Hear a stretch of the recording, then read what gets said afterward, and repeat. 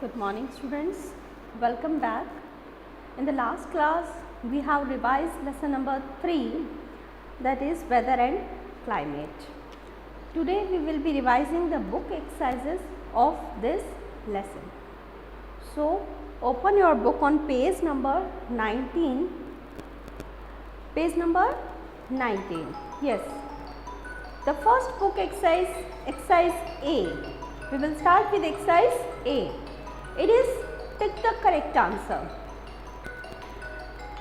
यानी आपको जो आंसर्स दिए हैं, आपके क्वेश्चन में 3 आंसर्स दिए हुए हैं, उसमें से 1 जो राइट आंसर है उसे आपको टिक मार्क करना है. चलिए स्टार्ट करते हैं. People who study weather conditions are called. जो लोग वेदर कंडीशंस को, जो मौसम के बारे में स्टडी करते हैं, कैसा मौसम रहेगा उसको स्टडी करते हैं, उन्हें हम क्या कहते हैं? तो स्टूडेंट्स इसका राइट आंसर है मेटीरियोलॉजिस्ट. जो वेदर को स्टडी करते हैं उन लोगों को हम कहते हैं मेटीरियोलॉजिस्ट. इसका मतलब ऑप्शन ए मेटीरियोलॉजिस्ट राइट करना है, आपको टिक करना है. चलिए next question. Which of the following factor does not determine the climate of a place. कौन सा फैक्टर है जिसके ऊपर क्लाइमेट डिपेंड नहीं है? आपको जो नीचे 3 फैक्टर्स दिए हैं उसमें से किसके ऊपर क्लाइमेट डिपेंड नहीं होता, उसको टिक करना है. तो आपके 3 फैक्टर हैं लैटिट्यूड, एल्टीट्यूड, लॉन्गिट्यूड. इसमें से लैटिट्यूड पे क्लाइमेट डिपेंड होता है, एल्टीट्यूड से भी क्लाइमेट पर इफेक्ट आता है, लेकिन जो लॉन्गिट्यूड है वो क्लाइमेट से रिलेटेड नहीं है, वो क्लाइमेट को अफेक्ट नहीं करती. तो हमारा राइट आंसर होगा ऑप्शन सी लॉन्गिट्यूड. फिर से रिपीट कर रही हूँ, हमारा सेकंड का राइट आंसर है ऑप्शन सी लॉन्गिट्यूड, जो क्लाइमेट को अफेक्ट नहीं करता. Third, the torrid zone lies between. Torrid zone किसके बीच में आती है? तो टॉरिड जोन हमने पढ़ा था tropic of Cancer and tropic of Capricorn के बीच में आती है. तो ये राइट आंसर दिया हुआ है ऑप्शन ए में. तो थर्ड का राइट आंसर है option a tropic of Cancer and tropic of Capricorn. Next fourth question is places situated near the coast have. जो प्लेसेस कोस्ट के नज़दीक है यानी समुद्र के किनारे पर जो प्लेसेस हैं उनका क्लाइमेट किस तरह का रहता है? तो हमने जब फैक्टर पढ़ा था डिस्टेंस फ्रॉम सी, उसमें हमने बताया था जो कोस्टल एरिया होते हैं उनका क्लाइमेट मॉडरेट या इक्वेबल क्लाइमेट होता है. तो यहाँ पे हमारा राइट आंसर दिया हुआ है ऑप्शन बी में इक्वेबल क्लाइमेट. वो इसलिए होता है क्योंकि लैंड ब्रिजेस और सी ब्रिजेस वहाँ पर चलती हैं और उन्हीं की वजह से वहाँ का क्लाइमेट मॉडरेट होता है, इक्वेबल होता है. तो फोर्थ का answer option b equable climate, इसको आपने टिक करना है. Fifth is which of the following statement is true. आपको ए, बी और सी ऑप्शन में 3 स्टेटमेंट्स दी हुई हैं अलग अलग, उसमें से जो ट्रू स्टेटमेंट है, जो सही स्टेटमेंट है उसको टिक करना है. तो मैं तीनों स्टेटमेंट्स एक बार पढ़ देती हूँ. ए ऑप्शन में है land breeze blows during the day. Land breeze दिन के समय चलती है. बी ऑप्शन है sea breeze blows during the day. Sea breeze दिन के समय चलती है. सी ऑप्शन है both land and sea breezes blow during the night. दोनों ही लैंड ब्रीज और सी ब्रीज रात के समय चलती हैं. तो इसमें हमारा राइट आंसर है option b sea breeze blows during the day. दिन के समय सी ब्रीज वहाँ पे चलती है. लैंड ब्रीज रात के समय चलती है, सी ब्रीज दिन के समय चलती है. तो right answer option b sea breeze blows during the day. तो ये आपकी एक्सरसाइज ए हो गई. नेक्स्ट हमने एक्सरसाइज बी की थी, वो है मैच द फॉलोइंग. इसमें हमें 2 कॉलम्स हैं. फर्स्ट कॉलम की नंबरिंग 1 2 3 4 5 है और सेकंड कॉलम की numbering a b c d e है. तो दोनों कॉलम को हमें मैच करना है. तो फर्स्ट स्टार्ट करते हैं टॉरिड जोन. टॉरिड जोन का कैसा एटमॉस्फेयर होता है स्टूडेंट्स? Very hot. तो ये ऑप्शन डी वाले में दिया हुआ है. तो टॉरिड जोन मैच होगा डी से. टॉरिड जोन मैच होगा डी से very hot. Torrid zone very hot, बहुत ही गर्म होता है. सेकंड है टेम्परेट जोन. टेम्परेट जोन में किस तरह का एटमॉस्फेयर होता है? ना ही बहुत गर्म ना ही बहुत ठंडा।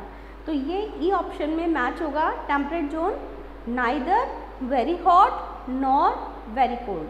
ध्यान से सुना स्टूडेंट्स, टेम्परेट जोन ई से मैच हो रहा है, neither very hot nor very cold, ना ही ज़्यादा ठंडा ना ही ज़्यादा गर्म। इसके बाद फ्रिजिड जोन, फ्रिजिड जोन बहुत ही ठंडी होती है, तो ये ए ऑप्शन में लिखा हुआ है वेरी कोल्ड, इसके साथ मैच करना है। Third frigid zone, a option very cold से मैच होगा। Then land breeze, land breeze रात के समय चलती है, तो इसे हम बी नाइट से मैच करेंगे। Next is sea breeze, sea breeze दिन के समय चलती है, तो इसे हम सी डे के समय मैच करेंगे। तो सी ब्रीज को सी ऑप्शन से मैच करना है जहाँ डे लिखा है। तो ये था हमारा मैच द फॉलोइंग। एक बार फिर से मैं राइट आंसर्स उसके रिपीट कर देती हूँ। Torrid zone very hot, temperate zone neither very hot nor very cold, frigid zone very cold, land breeze night, day sea bridge day.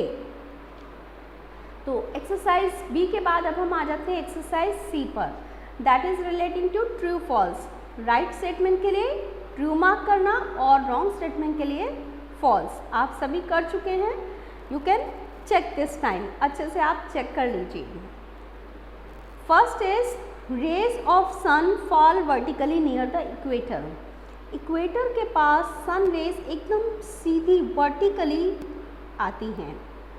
सही है, बिल्कुल सही है, ट्रू, क्योंकि इसी वजह से यहाँ के जो प्लेसेस हैं इक्वेटर के नज़दीक जो प्लेसेस हैं वो बहुत ही हॉट गर्म होते हैं, क्योंकि सन रेज यहाँ वर्टिकली एकदम सीधा पड़ती हैं। Second statement is the temperature increases with decrease in height. जैसे ही हाइट कम होगी टेम्परेचर बढ़ जाएगा, ये भी सही है। हमने पढ़ा था जैसे हाइट बढ़ती है टेम्परेचर कम होता है, अगर हाइट कम हो गई तो टेम्परेचर बढ़ेगा, तो ये ट्रू है, इसे भी हम टी मार्क करेंगे। Third is winds coming from hot area bring hot weather. Hot area से अगर विंड्स आ रही होंगी तो वो वेदर को और हॉट बना देंगी। येस इट इज़ ट्रू, अगर गर्म जगहों से विंड्स चल के आती हैं तो वो हमारे यहाँ भी हॉट करेंगी, हमारे वेदर को भी वो हॉट बनाएंगी। Fourth is coastal areas have humid climate. जो कोस्टल एरिया होते हैं यानी समुद्र के किनारे जो एरियाज हैं कोस्टल एरिया, वहाँ पर ह्यूमिड क्लाइमेट होता है यानी नमी भरा होता है। येस, क्योंकि वहाँ जो विंड्स आती हैं सी से उनमें लॉट ऑफ मॉइस्चर होता है, बहुत सारा मॉइस्चर वो अपने साथ वाटर वेपर्स लिए हुए होती हैं और इसी वजह से वहाँ का क्लाइमेट ह्यूमिड होता है, तो ये भी ट्रू है, टी। फिफ्थ है the torrid zone is the hottest zone. हमने पढ़ा था 3 हीट जोन्स पढ़ी थी, टॉरिड, टेम्परेट और फ्रिजिड। तो अब ये स्टेटमेंट कह रही है टॉरिड जोन सबसे हॉटेस्ट जोन है। बिल्कुल सही है, टॉरिड जोन होती है जो इक्वेटर के नज़दीक है, ट्रॉपिक ऑफ कैंसर और ट्रॉपिक ऑफ कैप्रिकॉर्न के बीच में यानी इक्वेटर के नज़दीक का एरिया, और ये बहुत ही गर्म होता है क्योंकि सनरेज वर्टिकली इधर गिरती हैं, तो ये भी ट्रू है। Sixth is the temperate zone has a moderate climate. Temperate zone यानी टॉरिड जोन के बाद नॉर्थ में आर्कटिक सर्कल तक और साउथ में एंटार्क्टिक सर्कल तक वो टेम्परेट जोन कहलाती है। वहाँ क्लाइमेट मॉडरेट होता है, मॉडरेट यानी ना ही ज़्यादा गर्म ना ही ज़्यादा ठंडा, तो ये ट्रू है स्टूडेंट्स, टेम्परेट जोन में क्लाइमेट मॉडरेट होता है, तो ये भी ट्रू है, T. Now the last one is frigid zones have extremely hot climate. जो फ्रिजिड जोन्स है यानी पोल के नज़दीक के एरिया, वहाँ का क्लाइमेट बहुत गर्म होता है। नो स्टूडेंट्स, ये रॉन्ग है। फ्रिजिड जोन का क्लाइमेट बहुत ही ठंडा होता है, वेरी कोल्ड। पोल्स के पास जो हैं वहाँ पे एकदम स्लांटिंग रेज होती हैं, सन हीट वो एब्जॉर्ब नहीं कर पाती अर्थ, वहाँ का क्लाइमेट बहुत ही कोल्ड होता है। तो स्टूडेंट्स ये थे ट्रू फॉल्स। एक बार फिर से मैं बता देती हूँ, इसमें सभी स्टेटमेंट्स ट्रू हैं except the last statement 7 number. 7 number के अलावा बाकी सारी स्टेटमेंट्स ट्रू थी, सिर्फ 7th फॉल्स है। अब आ जाते हैं नेक्स्ट एक्सरसाइज पर, that is fill in the blanks. Options हमें दे रखे हैं ब्लैंक्स में भरने के लिए। ऑप्शंस हैं Arctic, permanent, down, hot, Antarctic and humid. इन्हें हमें सही जगह पर नीचे दिए हुए सेंटेंसेस में ब्लैंक्स में फिल करना है। तो फर्स्ट सेंटेंस है the climate unlike weather is of dash nature. Weather से अपोजिट होते हुए क्लाइमेट का नेचर किस तरह का है? Climate is of permanent nature, क्योंकि क्लाइमेट लंबे समय का वेदर कंडीशन बताती है। वेदर तो चेंज होता रहता है।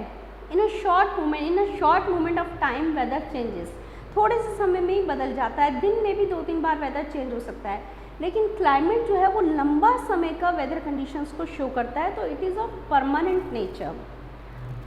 Second is cold winds bring the temperature. अगर ठंडी विंड्स आ रही हैं तो वो टेम्परेचर को कम कर देंगी, यानी ब्रिंग्स द टेम्परेचर डाउन। तो सेकंड में आंसर फिल करना है डाउन।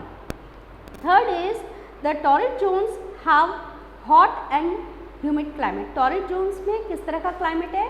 हॉट और ह्यूमिड, गर्म होता है और ह्यूमिड होता है। Last sentence is frigid zone lies between dash circle and north pole and between dash circle and the south pole. जो फ्रिजिड जोन है आपकी वो कहाँ से कहाँ तक फैली है? नॉर्थ पोल के साथ कौन सा आता है? Arctic circle. तो फर्स्ट जगह पे आपको भरना है आर्कटिक सर्कल और नॉर्थ पोल के बीच है, और दूसरे में भरना है between Antarctic circle and south pole. साउथ में साउथ पोल और एंटार्क्टिक सर्कल के बीच में है। तो फोर्थ सेंटेंस में आपका फर्स्ट आएगा आर्कटिक और सेकंड में फिल करना है Antarctic. So these were the book exercises A, B, C and D. Now tomorrow we will revise the last exercise E, that is relating to question answer. So we will discuss and revise the answers of questions given in the last exercise. Till then, goodbye.